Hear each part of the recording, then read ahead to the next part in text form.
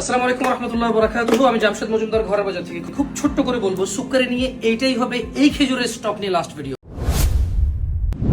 আয়কর সংক্রান্ত অনিয়মের অভিযোগে দেশের পরিচিত ই কমার্স প্ল্যাটফর্ম ঘরের বাজারকে 7,87,514 টাকা জরিমানা করেছে জাতীয় রাজস্ব বোর্ড NBR।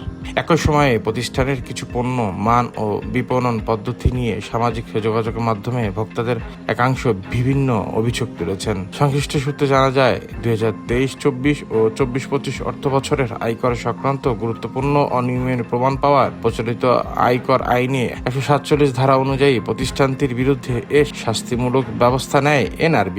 একটা সুন্দর একটা স্মেল আছে। তোমরা শহরে বড় হয়েছে অনেকে, আমি জানি না, গ্রামে যারা বড় হয়েছে খেজুরের কর সংক্রান্ত এ পদক্ষেপের পাশাপাশি সামাজিক যোগাযোগের মাধ্যমে ঘরের বাজার বিভিন্ন পণ্যের মান নিয়েও অসন্তোষ প্রকাশ করেছে কয়েকজন ভোক্তা। অভিযোগকারীদের দাবি, প্রতিষ্ঠানটির বিভিন্ন পণ্য অর্গানিক, খাঁটি ও প্রাকৃতিক হিসাবে প্রচলন থাকলেও বাস্তবে সেসব পণ্যের মান নিয়ে তাদের প্রশ্ন রয়েছে।